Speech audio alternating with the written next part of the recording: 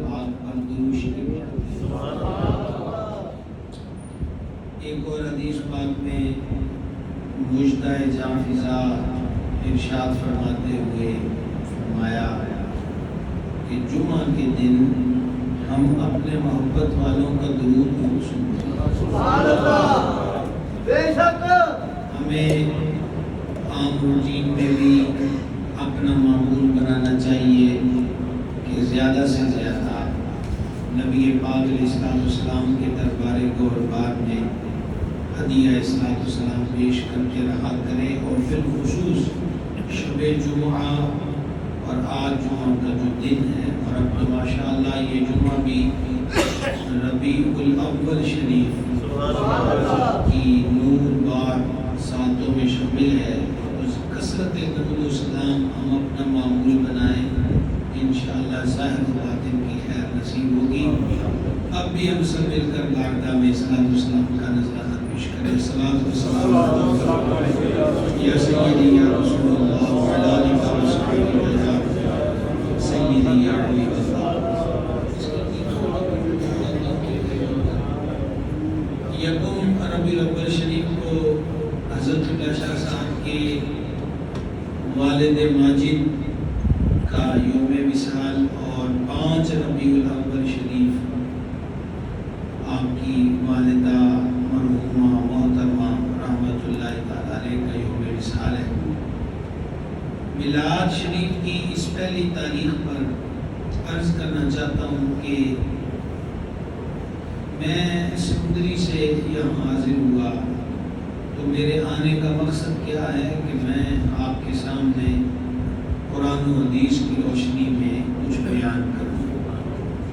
اللہ کریم نے اپنے محبوب پاک علیہ السلام کی بھیجنے کا ذکر فرمایا، اور پھر اس بھیجنے کے اسباب بیان فرمائے کہ ہم نے اپنے حبیب کو بھیجا کس لیے۔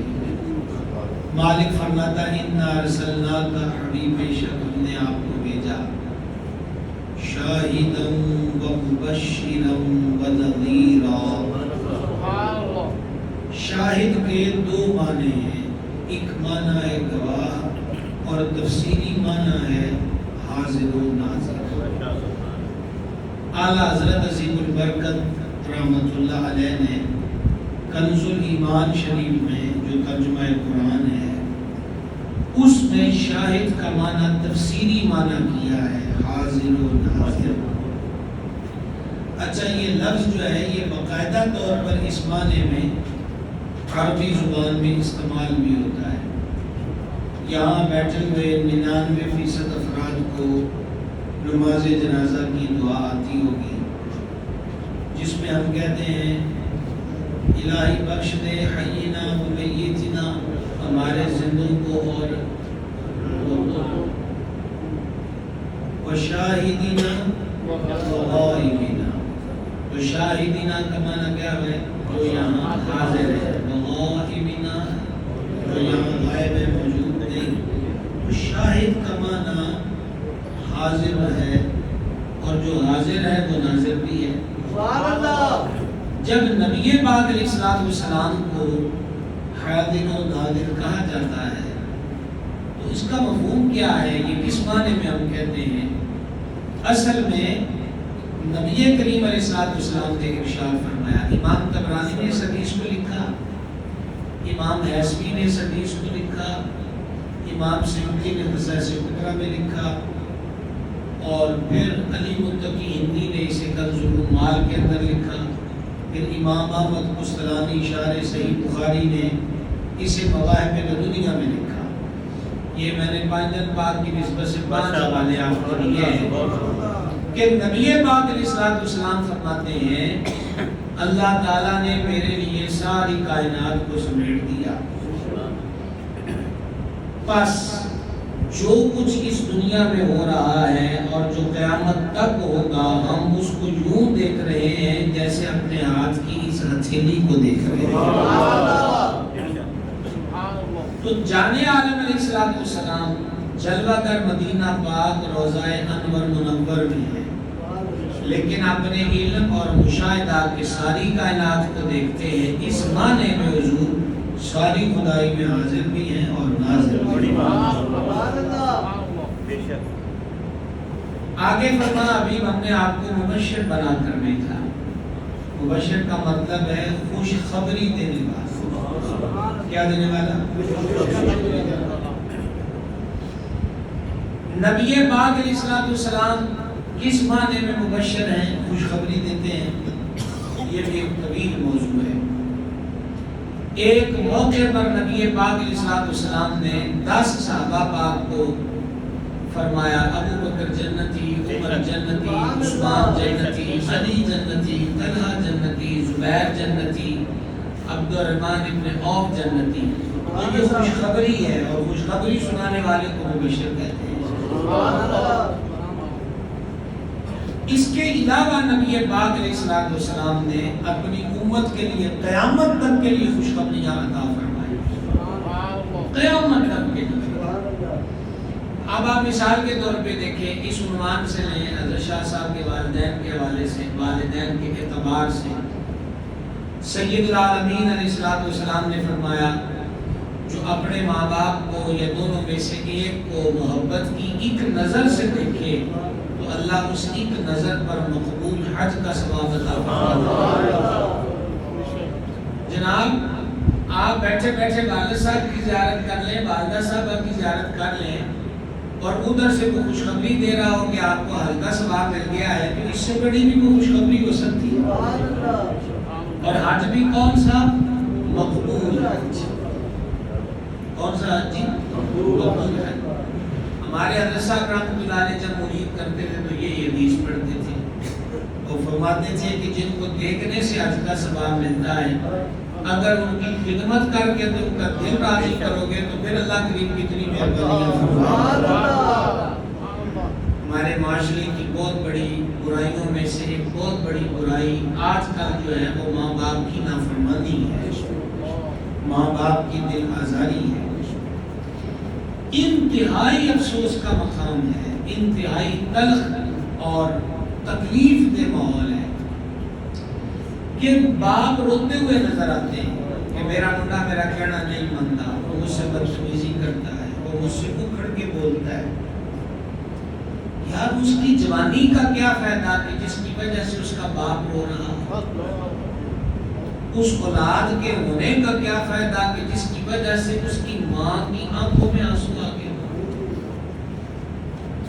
نبی پاک علیہ السلام نے فرمایا، صحیح امام بخاری میں ادب المفرد میں یہ حدیث لکھی ہے، ایک صدر کی حدیث ذرا غور سے سنیے گا. فرمایا باپ کی رضا میں رب کی رضا ہے اور باپ کی ناراضگی میں رب کی ناراضگی ہے. آسان کر لیں، جس کا باپ راضی ہے سمجھ لو اس کا رب راضی ہے، اور جس سے جس کا باپ ناراض ہے اس کا رب بھی اس سے ناراض ہے. تھوڑا سا ایگو اور کم کیجیے گا جو بھائی صاحب ہیں اس پر. عید والا دن تھا، عید والا دن، اور حضرت سیدنا عمر بن خطاب رضی اللہ تعالی عنہ کے صاحبزادے اپنے والد سے ملنے کے لیے آئے، اور اس حال میں آئے کہ جو انہوں نے قمیص پہنی ہوئی تھی اس پر ٹانکے لگی ہوئی تھی. قیصر و کسریٰ پہ راج ہے، 22 لاکھ مربع میل کے ایریے سے بھی زیادہ ایریا تحت حکومت ہے. پھر منڈے کا حال کی ہے کہ ٹانکیاں والا قمیص پائے. حضرت فاروق اعظم رضی اللہ عنہ کی آنکھیں نم ہو گئی. صاحبزادے نے پوچھا حضور سبب کیا ہے؟ فرمایا کہ میرے دل میں خیال آیا کہ کہیں تو یہ نہ سوچتا ہو کہ میں امیر المومنین کا بیٹا ہوں پر عید والے دن مجھے نئے کپڑے بھی نہیں ملے. صاحبزادے کا ذرا سوال سنیے گا. عرض کی ابا جی صرف اتنا بتا دیں آپ مجھ سے راضی ہیں؟ فرمایا ہاں میں تجھ سے راضی ہوں. تو کہا آپ راضی ہیں اس کا مطلب یہ ہے کہ میرا رب بھی مجھ سے راضی ہے. تو جس بندے سے اس کا رب راضی ہو، اس کا باپ راضی ہو، تو وہ کپڑے نئے پہن لے یا پرانے پہن لے اس سے کوئی فرق نہیں پڑتا، اعزاز یہ ہے کہ بندے سے بندے کا رب راضی ہو جائے۔ اس میں قصور والدین کا سنگین ترین قصور ہے، سنگین ترین۔ اور وہ قصور کیا ہے؟ ایک باپ بزنس، کاروبار، جاب، ملازمت کرتا ہے، کس کے لیے کرتا ہے؟ کیا وہ جتنی تنخواہ لیتا ہے وہ خود اس کی ساری روٹیاں کھا جاتا ہے؟ توجہ ہے آپ حضرات کی؟ کیا وہ خود کھا لیتا ہے؟ نعرہ رسالت یا رسول اللہ، نعرہ رسالت یا رسول اللہ، سرکار کی آمد مرحبا، اٹھار کی آمد مرحبا، مکی کی آمد مرحبا۔ یقیناً اس کی کمائی کا 80% حصہ اس کی اولاد پہ خرچ ہوتا ہے، اور وہ ساری تگ و دو۔ اور یہ میں حضرت شاہ صاحب آپ کی نظر کرنا چاہتا ہوں، یہ میرا ذاتی جملہ ہے، میں یہ کہا کرتا ہوں کہ ہر جاب کی، ہر ملازمت کی ایک مدت ہے ریٹائرمنٹ کی۔ باپ دنیا کا وہ واحد مزدور ہے جس کی ریٹائرمنٹ کا کوئی ٹائم نہیں، وہ آخری سانس تک اولاد کے لیے مزدوری کرتا ہے، آخری سانس تک اولاد کے لیے وہ محنت کرتا ہے۔ اور یہ بھی بات سمجھنے کی ہے، سگے بھائی بھی ترقی سے حسد کرنے لگ جاتے، واحد ایک باپ ہے جو اولاد کی ترقی سے حسد نہیں کرتا بلکہ اور ترقی کی دعا مانگتا ہے۔ عرض خدمت یہ ہے کہ باپ کا اور ماں کا بھی تو حق ہے کہ شعور جب اولاد کو آ جائے، جب یہ چلنے پھرنے اور بولنے لگ جائیں تو ان کی گڈی میں وہ آداب ڈال دیے جائیں۔ اب امیر المومنین امام الواصلین شیر خدا مشکل کشا سردار سیدنا علی المرتضیٰ کرم اللہ تعالی وجہ الکریم نے اپنے لخت جگر شبیہ رسول حضور پر نور سرکار سیدنا امام حسن مجتبیٰ علی جد کریم علیہ السلام و تسلیم سے ایک دن فرمایا، حسن تقریر کر کے دکھاؤ۔ آپ غور کر رہے ہیں اس بات پہ؟ مولا علی سے زیادہ بات سے فرماتے ہیں مجھے تقریر کر کے سناؤ۔ تو امام حسن مجتبیٰ جو ہے وہ عرض کرنے لگے، ابا جی میں آپ کے سامنے تقریر نہیں کر سکتا۔ اب اگلی بات پہ غور کیجئے گا، مولا کائنات اٹھ کھڑے ہوئے، فرمایا اچھا میں سائڈ پہ ہو جاتا ہوں، تم اپنی تقریر کرو۔ مولا کائنات پردے میں چلے گئے اس جگہ پر کہ جہاں ان کو امام حسن کی آواز آ رہی تھی۔ آپ ذرا ٹریننگ اور تربیت کا انداز دیکھ رہے ہیں۔ محب اہل بیت، محب صحابہ، محب اولیاء، بھائی صاحب اس محبت کا رزلٹ کیا ہے؟ وہ محبت ہماری زندگیوں میں ڈھلتی کیوں نہیں ہے؟ اس کا عکس ہماری نسلوں میں نظر کیوں نہیں آتا؟ معذرت کے ساتھ کیا ہم نے نیاز فاتحہ اور لنگر شریف بانٹنے اور کھانے کا نام ہی محبت قرار دے دیا ہے؟ ان کا کردار، ان کی سیرت، ان کے انوار، ان کی زندگی کے روشن پہلو، وہ روشن پہلو کہ صدیاں بیت گئی ذکر نہ مٹ سکا، صدیاں بیت گئی چرچے ختم نہیں ہوئے، آخر وہی تو سبب ہے۔ وگرنہ دنیا میں کتنے بادشاہ آئے، کتنے لوگ آئے، کتنے بڑے بڑے آئے، مٹ گئے، قبروں کے نشان مٹ گئے اور تاکہ نسیان ہو گئے، ورقوں سے ان کے نام دیمک چاٹ گئے، لیکن اس کے پیاروں کے نام آج بھی زندہ ہیں۔ تو وہ زندہ ہم اس کو صرف کرامت کے لیول سے نہ دیکھیں، ان کا کردار دیکھیں، ان کی سیرت طیبہ کو دیکھیں۔ تو ماں باپ کی ذمہ داری ہے اولاد کی تربیت کریں۔ سرکار امام حسن کریم کی بات چلی تو یہ حدیث بھی سن لیجئے، صدقے کی کھجوریں رکھی ہیں جان عالم علیہ السلام کی بارگاہ میں، اور سرکار سیدنا امام حسن مجتبیٰ رضی اللہ تعالیٰ عنہ ارنہو ننوی عمر ہے، نانا کریم کے حضور حاضر ہوتے ہیں اور کھجوریں دیکھی تو اس میں سے ایک اٹھا کے منہ میں ڈال لی۔ بچوں کا یہ معمول ہوتا ہے۔ نبی پاک علیہ السلام نے انگلی مبارک کو خمیدہ کیا، جس کو ہمارے لفظوں میں کہتے ہیں ٹیڑھا۔ میں حضور کی انگلی کو ٹیڑھا کیسے کہہ سکتا ہوں؟ آپ یوں کہہ لیجئے کہ اس کو موو کیا اور حسن کریم کے منہ مبارک میں دان شریف میں انگلی ڈالی۔ اور عربی کا یہ لفظ ہے کخن کخن، اس کو ہم کہتے ہیں چھی چھی تو تو، اس کا ترجمہ یہ بنتا ہے۔ تو منہ سے کھجور نکال کر پھینک دی اور فرمایا تجھے نہیں پتا کہ تو سید ہے اور ہم اہل بیت کسی کا صدقہ نہیں کھاتے۔ اس سے ہمیں کیا معلوم ہوا کہ اگر بچے میں غلطی پائی جائے تو مسکرا کے ٹال نہ دیا جائے، مسکرا کے ٹال نہ دیا جائے، بلکہ اس پر قدم کو اٹھایا جائے کہ آئندہ بچہ وہ عمل نہ کر سکے جو عمل درست نہیں ہے۔ میں آپ کی خدمت میں، ہمیں تو تقریریں بھول گئی جناب، 30 سال ہو گئے تقریریں کرتے، اب تو ایک درد دل ہے کہ چوکوں، چراہوں، مسجدوں اور پنڈالوں میں لوگوں کے سامنے رکھ رہے ہیں۔ اقبال اس دور میں کہہ گئے، آنکھ جو دیکھتی ہے لب پہ آ سکتا نہیں، محو حیرت ہوں کہ دنیا کیا سے کیا ہو جائے گی۔ ہمارے دیکھتے دیکھتے دنیا سے کیا ہو گئی، اور حضرت اقبال دیکھیں تو وہ کیا کہیں گے، عرض یہ ہے کفر ناچ رہا ہے، بد عقیدگی رقص فرما ہے، بد اخلاقیاں عام ہے۔ ایک ذمہ داری پہلی ماں باپ کی ہے کہ وہ تربیت والی ذمہ داری کو نبھائیں۔ اگر وہ نبھانے لگ جائے تو اقبال ہی کہتے ہیں ذرا نم ہو تو یہ مٹی بڑی زرخیز ہے ساتھی۔ اگر نمی، یہ نمی اس کے اندر ڈال دی جائے، مٹی زرخیز ہے، اور اس نمی کا نام تربیت ہے۔ اور نبی پاک علیہ السلام نے فرمایا، یہ حدیث غور سے سن لیجئے گا، سرکار فرماتے ہیں علیہ السلام، ایک باپ کی طرف سے اولاد کے لیے بہترین عطیہ، بہترین گفٹ حسن ادب ہے۔ دیکھا نا آپ نے سبحان اللہ نہیں کہا، اس لیے کہ ان حدیثوں کے کان آتی نہیں ہیں، اور ہم نے بھی ضد پکڑی ہوئی ہے کہ حدیثیں وہ سنانی ہیں جن کے کان آتی نہیں، چسکے مسکے لگا کے جلسے ختم ہو جاتے ہیں۔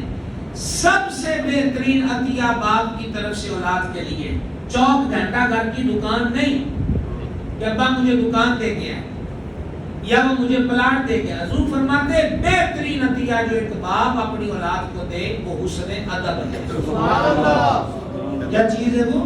حسن ادب ہے۔ اچھا، حسن ادب کی جھلک پھر دیکھیں، اب یہ تیسری بار نام نامی اس میں گرامی امام حسن کریم کا ہے۔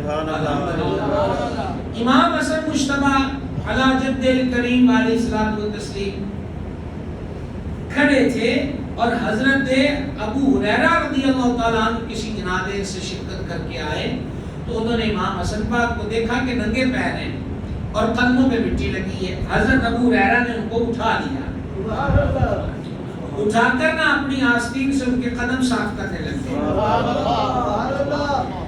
اب یہ مخدومہ کائنات کی تربیت میں اور مولا مرتضیٰ کی تربیت میں پروان پانے والی ہستی ہے۔ ادھر انہوں نے کپڑے سے قدم صاف کرنا چاہے تو امام حسن پاک نے قدم کھینچ لیا اور کہا چچا آپ یہ کیا کر رہے ہیں؟ اس ننھی عمر میں بھی یہ لحاظ رکھنا کہ بڑی عمر کا بندہ میرے قدموں سے مٹی صاف کر رہا ہے، یہ تربیت کا اثر ہی تو ہے، یہ تربیت کا فیضان ہی تو ہے۔ یہاں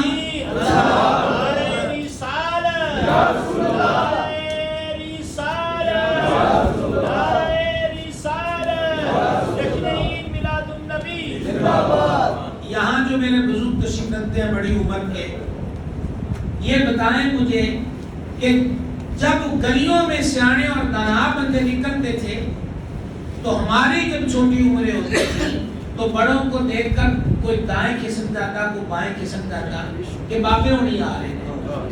وہ تایا سب کا تایا ہوتا تھا، وہ چاچا سب کا چاچا ہوتا تھا، وہ بابا سارے محلے کا بابا ہوتا تھا، سب اس کی حیا کرتے تھے۔ اب مائنس ہو گیا، گھر سے تربیت مائنس ہوگی، وہ جو گلی کا چاچا تایا بابا ہوتا تھا نا، وہ بھی غلطیوں پر ڈانٹ ڈپٹ کرتا تھا، بندے بڑھو مڑیو انجنی کریدا انجنی کریدا۔ پھر وہ آ گیا مسجد میں تو امام صاحب تربیت کر رہے، پھر وہ چلا گیا اسکول میں تو ماسٹر صاحب تربیت کر رہے ہیں۔ اور وہ دور جو آج سے 20-25 سال پہلے کا دور ہے، وہ آج کے دور میں زمین آسمان سے زیادہ فرق ہے۔ باقی مربت نہ رہی، حیا نہ رہی، آنکھوں میں شرم نہ رہی، بدتمیزی کا طوفان برپا ہو گیا، بڑوں کا وقار نہ رہا۔ اللہ کے حبیب اقدس علیہ السلام نے فرمایا، یہ حدیث میں ذرا غور سے سنیے گا، فرمایا جو بڑوں کا ادب نہ کرے اور چھوٹوں پہ شفقت نہ کرے فلیس منا، وہ ساڈے وچوں ہے ہی نہیں۔ اب یہاں اس حدیث میں کیا چیزیں دو ذکر ہوئی؟ چھوٹوں پہ شفقت، بڑوں کا ادب۔ اب آپ آپ کو اس پر میں دو روایتیں آپ کے گوش گزار کرنا چاہتا ہوں. اب موضوع اس طرف نکل پڑا ہے تو سنیے. نبی پاک علیہ السلام مبارک قدمین شریفین سبحان اللہ امام سیوطی نے یہ روایت نقل کی ہے. صحابہ اکرام علیہ رضوان فرماتے ہیں کہ حضور خرامہ خرامہ چلا کرتے تھے. جب بندہ تیز چلے نا جی تو اس کی باڈی لینگویج بتا رہی ہوتی ہے کہ یہ پوری قوت سے چل رہا ہے, اور جب بندہ مزے مزے سے چل رہا ہو تو بتاتے ہیں ہولی ہولی چلتا پہ ہے. حضرات صحابہ پاک فرماتے ہیں کہ حضور اقدس علیہ السلام خرامہ خرامہ. اب حضور خرامہ خرامہ قدمین ناظرین رکھتے ہیں اور صحابہ پاک فرماتے ہیں کہ اب یا پنجابی کا لفظ کہنے لگا ساڑیاں دوڑاں لگ جاتی ہیں سرکار سے ملنے کے لیے. یعنی ہمیں تیز اسپیڈ سے چلنا پڑتا اور نبی پاک علیہ السلام آرام آرام سے قدم پاک رکھتے. اور قربان جائیں ان حسین نظروں پر کہ جن نظروں میں تنقید نہیں تھی, پیار ہی پیار پیار ہی پیار. پتہ انہوں نے کیا تجزیہ کیا؟ وہ کہتے ہیں ہمیں تو یوں لگتا تھا کہ ہمارے سرکار چلتے نہیں ہیں بلکہ زمین خود قدموں کے بوسے لینے کے لیے دوڑی چلی ہے. اچھا تو ایک دن کریم علیہ السلام وہ تسلیم تشریف لے جا رہے ہیں تو سرکار علیہ السلام نے ایک ضعیف العمر آدمی کو دیکھا کہ وہ پیر گھسٹ گھسٹ کے رکھ رہا ہے تو سرکار رک گئے. اس لیے رک گئے کہ یہ بندہ گزر جائے. یہ معمولی بات نہیں, واقعہ ختم ہو گیا ہے, آگے رنگینی ایڈ کرنے کی کوئی گنجائش اور مہلت نہیں ہے. یعنی ایک ضعیف آدمی کے وقار کے لیے ہمارے سرکار رک گئے کہ یہ گزر جائے. کون رکے کہ جو معراج پہ جائیں تو کائنات کی نبض رک جائے, ہر چیز وہیں کی وہیں ٹھہر جائے. تو نبی پاک علیہ السلام نے اپنے عمل مبارک سے, اب ہمارے یہاں کیا ہوتا ہے کہ کوئی بوڑھا بندہ, یہ تو ہم نے طواف میں دیکھا فیصل آباد سمندری کی گلیوں میں, ہم سے سفر کیا ہوگا, سفر تو مکہ شریف میں نہیں ہوتا, احرام باندھ کر رب کے گھر میں کھڑے ہو کر نہیں ہوتا. ٹھیک ہے جناب. اب بابے نے تو طواف دھیرے دھیرے کرنا ہے جی, جتنی اس کی کیپیسٹی ہے. ان سانو چڑھ گئی جوانی تو جی چاہ تو جناب اس کو کوڑی مار دی, اس کو سائڈ پر کر دیا. کہاں؟ اللہ کے حرم میں, اس کے دربار میں, اس کی خاص بارگاہ میں. ایک بات تو یہ بزرگوں کے اعتبار سے ہو گئی. اور چھوٹوں پہ شفقت, چھوٹوں پہ شفقت. نبی کریم علیہ السلام کسی گلی سے گزر فرماتے اور گلی میں کوئی بچہ ہوتا تو سرکار سلام میں خود پہل فرماتے. آپ ذرا ایک بات پر بندہ تنہائی میں بیٹھ بیٹھ کے سوچے. عاشق کی ریت یہ ہے کہ وہ محبوب کی ادائیں ڈھونڈتا ہے, محبوب کے طریقے تلاش کرتا ہے. اب جناب میں تو جناب حضرت علامہ صاحب ہو گیا تو بزرگوں کی بھی ڈیوٹی ہے کہ یہ مجھے پہلے سلام کریں, سارے اٹھ کر میرا استقبال کریں, میرے لیے کو دو چار نعرے اشارے لگائیں, آگے بڑھ بڑھ کر مجھے سلام کریں. میں کسی کو کیوں سلام کروں؟ یہ وہ فطور ہے جو ہمارے معاشرے میں آ گیا. پر جانے جانا کی ادائے دل ربا کیا ہے کہ چھوٹا بچہ بھی آیا ہے, السلام علیکم. مجھے نہیں پتا کہ آپ اس میں کہاں ہم مزاجی لے جا رہے ہیں. بچے کو سلام میں پہل کرتے ہیں اللہ کے حبیب پاک علیہ السلام. سبحان اللہ, نعرہ تکبیر, نعرہ رسالت, نعرہ رسالت, نعرہ تحقیق, جشن عید میلاد النبی, جشن عید میلاد النبی. وہ یہ میں کہہ رہا تھا تو میرے ذہن میں ایک واقعہ آ گیا. حضرت مالک بن دینار رحمۃ اللہ علیہ کا. مالک بن دینار بڑے چوٹی کے ولی ہوئے ہیں. گزر رہے تھے تو انہوں نے ایک بچے کو دیکھا, وہ نا ریت مٹی کی گروندے بنا رہا تھا. ہمیں بھی یاد ہے چھٹپنے کے اندر دیکھتے تھے کہ مٹی کے ایسی بکے بنا کے کہتے تھے گھوڑیاں بنائی ہیں. اب تو وہ ہمارے ہاں پنجابی لینگویج بھی دھیرے دھیرے فارغ ہو گئی ہے.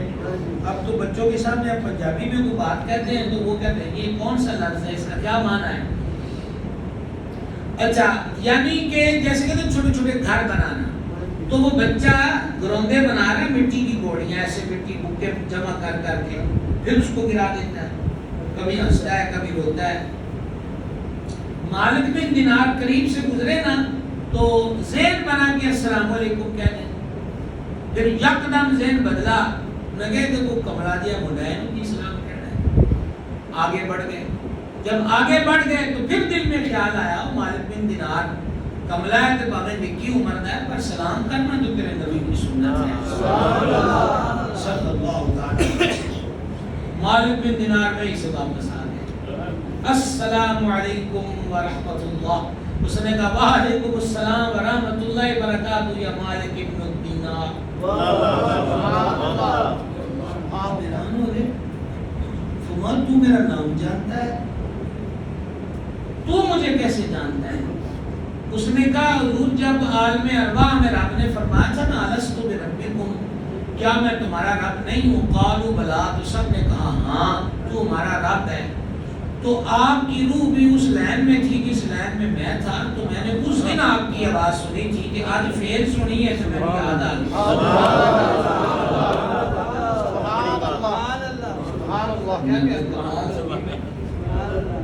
ہاں یہ تو تخلص ماورا بات ہے۔ فرمایا کہ یہ تو کیا کر رہا ہے، اتنی سینس والا اور اتنے شعور و فہم والا تو ہے، اب وہ چھوٹی عمر کا ہے۔ اس نے کہا جی یہ دنیا جب مجھے کھیل کود کے لیے بلاتی ہے نا، اپنی طرف کھینچتی ہے، تو میں مٹی کا گروندا بنا کے نا اپنے نفس کو کہتا ہوں کہ یہ دنیا ہے، تو پھر اس کو مٹا دیتا ہوں اور میں کہتا ہوں انہیں مک جانا ہے، یہ کھیل کود کے لیے نہیں ہے، یہ مولا کی یاد کے لیے۔ فرما تم کبھی روتے ہو کبھی ہنستے ہو، عرض کی کہ جب مجھے جہنم کا ڈر ستاتا ہے تو رونے لگ جاتا ہوں، اور جب جنت کا شوق دامن گیر ہوتا ہے تو مسکرانے لگ جاتا ہوں۔ مالک بن دینار فرمانے لگے تیری جتنی عمر ہے تجھے جہنم کا کیا ڈر؟ کہا ایک دن نہ والدہ صاحب ہانڈی پکا رہی تھی، چولہے میں لکڑیاں ڈالی، لکڑیاں تھی بڑی، ان کو آگ نہیں لگ رہی تھی، مائی میں چھوٹی چھوٹی لکڑیاں ڈالی، ان کو آگ لگ گئی، انہوں نے بڑی کو جلا دیا۔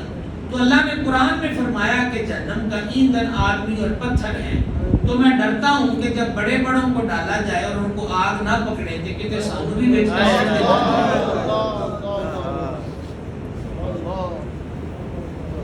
مالک بن دینار رحمۃ اللہ علیہ نے فرمایا امام اعظم سے کسی نے پوچھا تھا کہ اے جڑا تانوں ایڈا علم اللہ نے دیتا ہے تے کی وجہ ہے کتھوں سیکھیا ہے؟ انہوں نے کہا میں کبھی علم سیکھن چ آر محسوس نہیں کیتی، بڑے سے سیکھ لیں چاہے چھوٹے سے سیکھ لیں۔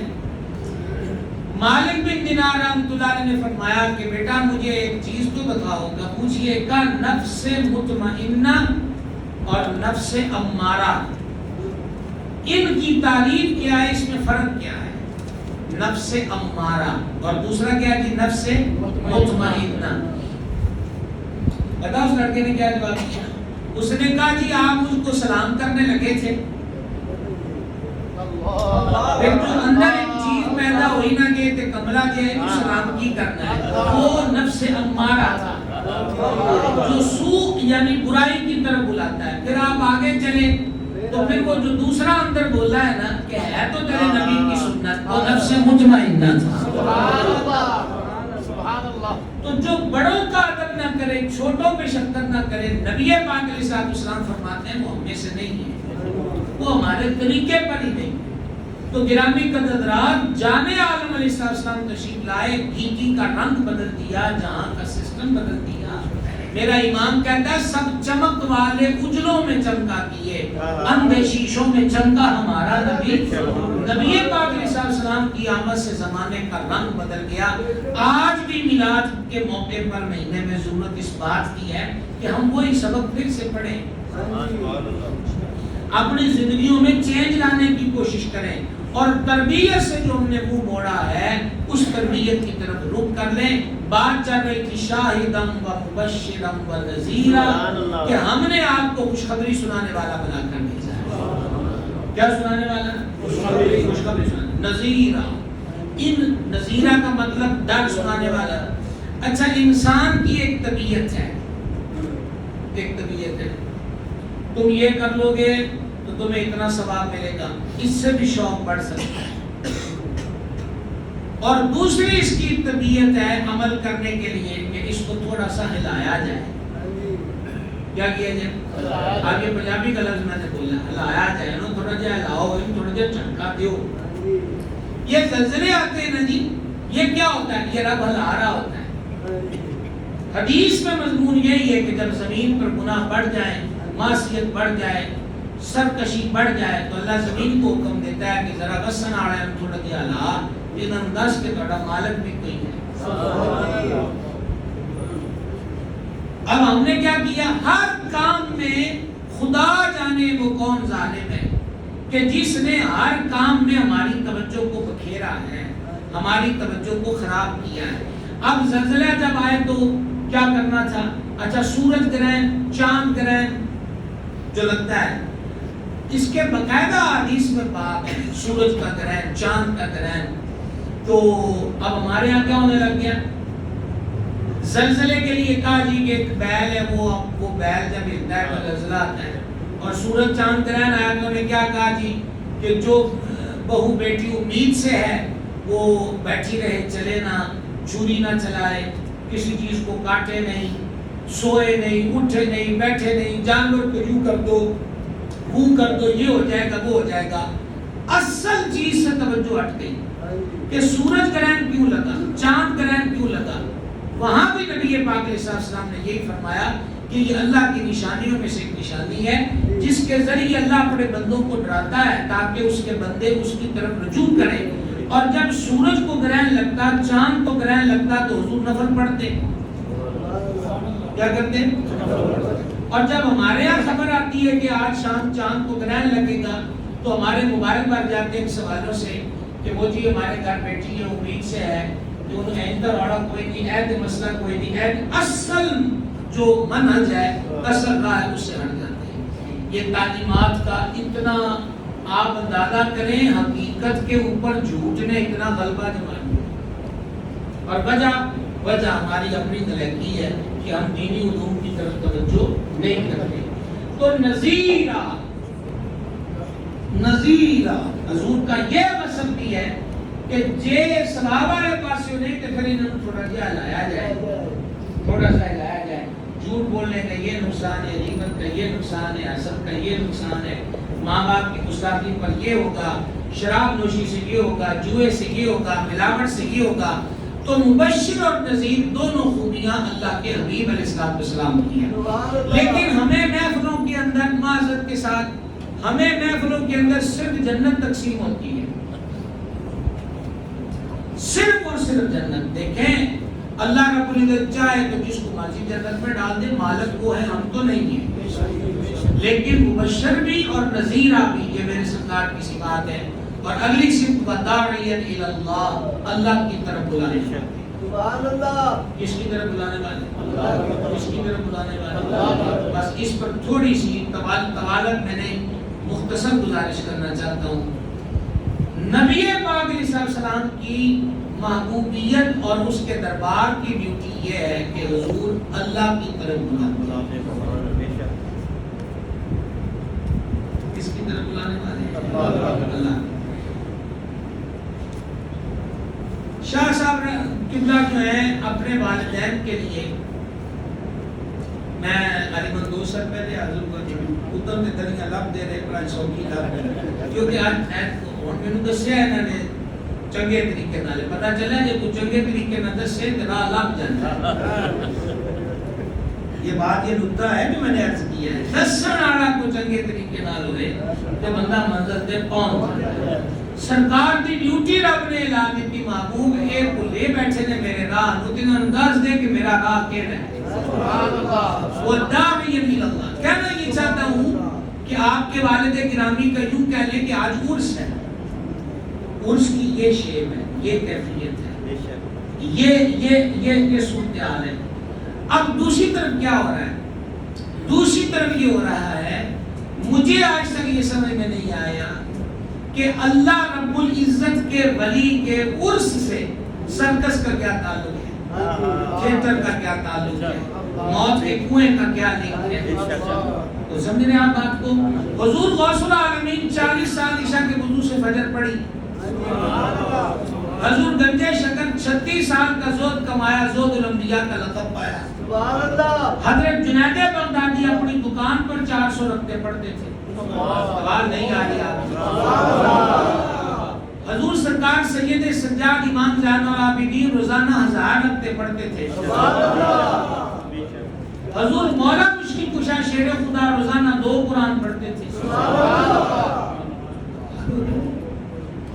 امام اعظم ابو حنیفہ رحمۃ اللہ علیہ, دیکھیں ولایت جن کے پاس ہوتی ہے پھر وہ کیسے بکھرے لوگ ہوتے ہیں. امام اعظم گلی سے گزر رہے تو کسی نے کہا یہ وہ ابو حنیفہ ہے جو ساری رات عبادت کرتا ہے, جبکہ امام صاحب آدھی رات عبادت کرتے تھے. ان دنوں میں ساری رات عبادت نہیں کرتے تھے. میرے دادا پیر محدث اعظم کے شہر میں بسنے والوں, امام اعظم اپنے آپ سے کہنے لگے ابو حنیفہ جی اور کچھ نہیں کہ لوگوں نے یہ سوچا کے مطابق ہی ہو جا. لوگ تجھے سمجھتے ہیں کہ تو ساری رات عبادت کرتا ہے اور تو آدھی رات سوتا ہے اور آدھی رات جاگتا ہے. اس دن کے بعد امام اعظم نے ساری رات جاگ کر عبادت کا معمول بنا لیا اور امام اعظم نے بھی 40 سال کی راتیں جاگ کر یاد الہی میں بسر کر. بھئی جتنے بھی ولیوں کو آپ دیکھیں, آپ غور کر رہے ہیں, جیسے میں نے سورج گرہن چاند گرہن کی بات بتائی کہ کرنا کیا تھا, ڈر جاتے. کرنا کیا تھا, وضو کرتے, سجدے کرتے, اللہ سے معافیاں مانگتے, مالک ہم سے خطائیں ہوگی معاف کر دے, مہربانہ ہم پہ مہربانی کر دے. لیکن ہم کس چیز میں پڑ گئے؟ اس سوالوں کے اندر کہ امیدوار جو عورت ہے اس کے لیے کوئی پرابلم تو نہیں ہے, جو گھر میں جانور ہے ان کا مسئلہ تو نہیں ہے, گرہن میں ہم چل سکتے ہیں کہ نہیں چل سکتے, اس کو دیکھ سکتے ہیں کہ نہیں دیکھ سکتے, ہٹ گئے. عرس آیا, عرس کیا ہے؟ جس دن اللہ کے ولی کا وصال ہو. اس کو عرس کیوں کہتے ہیں؟ عرس تو خوشی کا لفظ ہے. عرس شادی کے معنی میں بھی استعمال ہوتا ہے. عرس ایک بہترین دن کو کہا جاتا ہے عرس, اور یہ عرس لفظ اتنا ماڑا نہیں ہے, بہت سارے صحابہ کرام کا نام عرس تھا. یہ امام ابن اسیر میں اسد الغابہ فی معرفت الصحابہ میں جو رمز ہے آئین اور رات کی, اس کے ضمن کے اندر حضرت عرس, حضرت عرس, حضرت عرس, یہ کئی صحابہ پاک کا نام عرس ہے رضی اللہ تعالیٰ. ذمہ دار میں ہوں, آپ نے صرف سبحان اللہ کہنا ہے. میں سویرے بلکہ سویرے کیا, میں جمعے کے بعد پھر 3 جگہ فیصلہ بات گئی, حوالہ میرے ذمہ ہے, میں تو آپ کو سمجھا رہا ہوں. عرس ولی کے یوم وصال کو ہم عرس کیوں کہتے ہیں؟ سادہ سا جواب حدیث شریف کی وجہ سے. حدیث میں کیا ہے کہ جب مومن بندہ قبر میں تینوں سوالوں کے جواب دے دیتا ہے تو رب فرماتا ہے میرے بندے نے سچ کہا, میرے بندے نے سچ کہا. اور فرشتہ اس کو احترام سے کہتا ہے نم نم, اس کا مطلب کیا ہے؟ سو جا. کَنَوْمَةِ الْعُرُوسِ, جس طرح دلہن دولہا کے انتظار میں سوتی ہے. پہلی شب کی دلہن بڑے ناز و ارمان سے خوبصورت سیج پر بڑی میٹھی اور ہلکی نیند سوتی ہے, اسے اپنے دولہا کا انتظار ہوتا ہے. حدیث میں ہے جو سوالوں کا صحیح جواب دے لیں, فرشتے کہتے ہیں نم کَنَوْمَةِ الْعُرُوسِ, یوں سو جا جیسے سیج عروسی پر دلہن اپنے دولہا کے انتظار میں سوتی ہے. اس وجہ سے ولی کے یوم وصال کو عرس کہا جاتا ہے. کیا کہا جاتا ہے جی؟ عرس کہا جاتا ہے. لیکن عرس کا تھیٹر سے لنک نہیں ہے, سرکس سے لنک نہیں ہے, موت کے کنویں سے لنک نہیں ہے. یہاں پر بھی وہی ہوا کہ بھائی کوئی مزار پہ آ کے 2 نفل نہ پڑھ لیں, یاسین شریف نہ پڑھ لیں. اب عرس بڑے بڑے ہوتے ہیں. ابھی حضور فیض عالم سرکار کا عرس ہوا, حضرت شہباز قلندر کا عرس ہوتا ہے, لاکھوں لاکھ حضور گنج شکر کا عرس ہوتا ہے, لاکھوں لاکھ زائرین ہوتے ہیں. ہن ساڈے منڈیاں نوں بڑا چاہ ہے, ساڈے منڈیاں نوں بھی پڑھائیاں پٹھیاں پڑھا دیتی ہیں.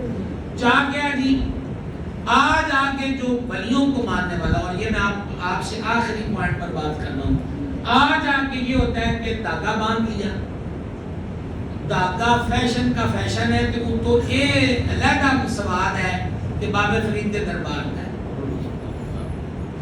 کڑا پہن لیا, کڑا بھی فیورٹ, وہ ہاتھ میں ہو یا پاؤں میں ہو. میرا ایک ذاتی جملہ ہے, میں کہتا ہوں کہ درباروں سے کڑے لے کر نہ پہنو بلکہ کسی ولی کے کڑے میں ولی کے کڑے میں آگے ساتھ بھی ہے نا, ٹھیک ہے. باقی یہ ہمارا اپنا سوال ہے. اور جب میں انڈیا گیا تو میں نے اس وقت دیکھا, الحمدللہ اللہ کا کرم ہے, میں کسی مندر میں نہیں گیا بلکہ میں تو نظام پاک کی چوکھٹ پر, حضور قطب پاک کے دربار پر, پھر اپنے آقا و مولا امام احمد رضا کی درگاہ پر, للہ الحمد. تو لیکن جہاں سے گزرتے تھے گلیاں بھری پڑی ہیں وہاں مندروں سے, تو وہاں باہر باقاعدہ رولے رکھے ہوئے تھے یہ مختلف رنگوں کے دھاگوں کے, جنہوں جیڑا پسند آئے وہ لے کے اپنی کلائی نال مان لے.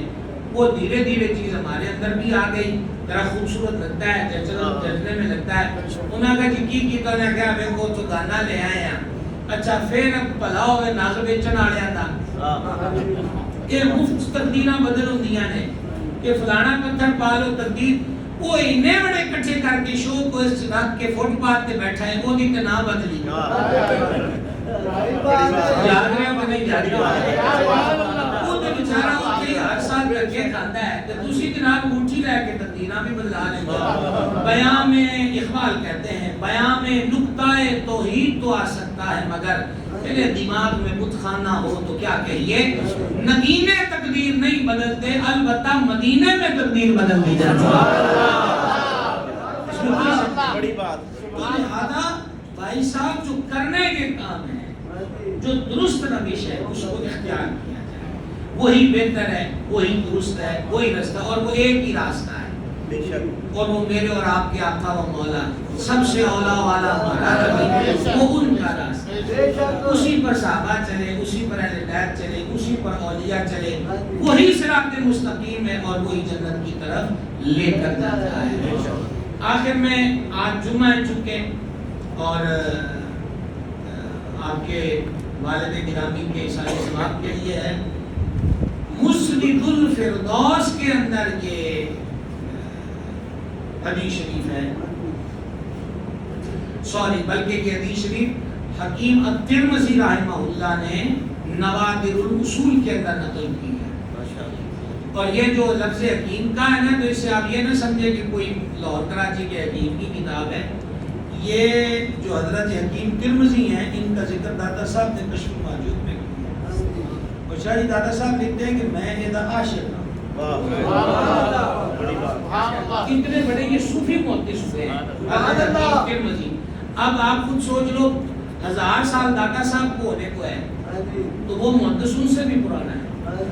انہوں نے نوادر الاصول ان کی کتاب ہے, اس کے اندر یہ حدیث نقل کی ہے کہ فرمایا اللہ کے حبیب علیہ السلام نے جو جمعے کے دن ماں باپ یا دونوں میں سے ایک کی قبر کی زیارت کو جائے تو اللہ مقبول حج کا ثواب عطا فرمائے. اور جس دن ماں باپ کی قبر کی زیارت کرنے والا خود مر جائے گا, اللہ تعالیٰ کے فرشتے اس کی قبر کی زیارت کو آیا کریں گے. بات پھر وہی ہے, زیارت کرو تو حج کا ثواب, قبر کی زیارت کرو تو حج کا ثواب. دیکھیں جیندے جی کی خدمت ہو جائے.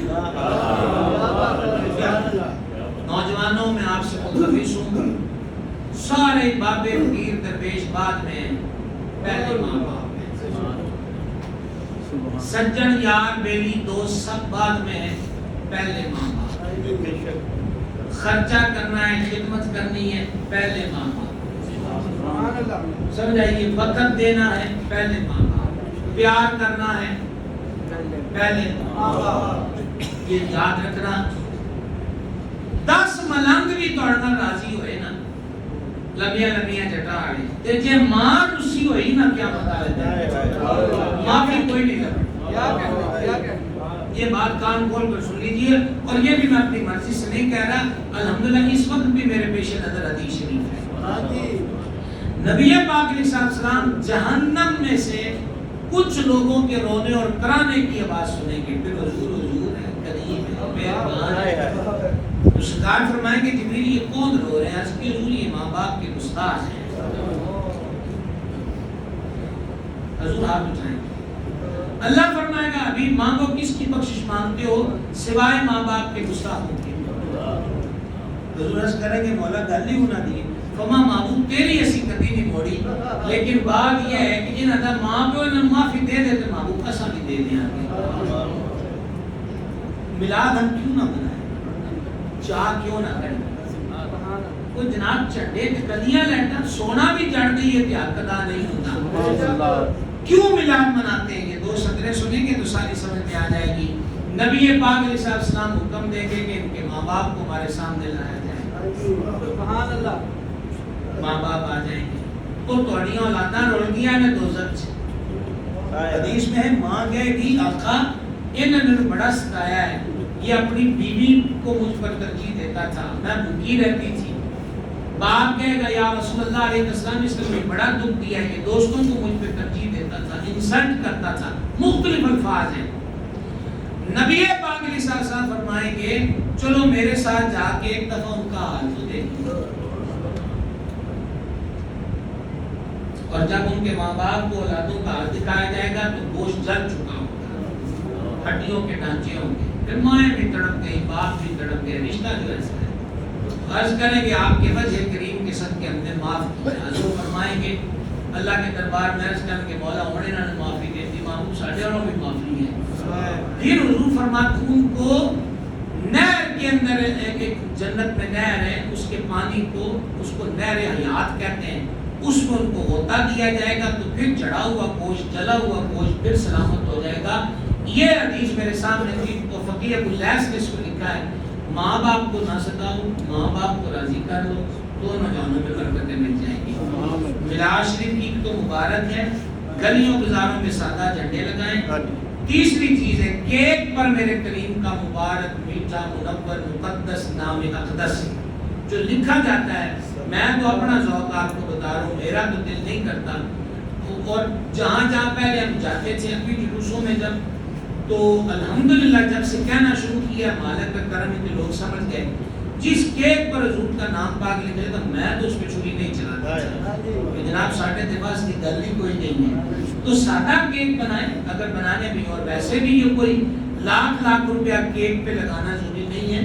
اسی لاکھ روپے کا راشن میلاد کے نام پر غریبوں یتیموں اور بیواؤں کو دے دیجیے حضور زیادہ راضی ہو جائیں. یہ بھی میں آپ سے ریکویسٹ کر رہا ہوں. تو بنانا ہے تو چھوٹا بنا لیں اور اس پہ کوئی اسم شریف یا روزہ شریف کا ماڈل نہ بنائیں. بجلی کا استعمال جائز ہونا چاہیے.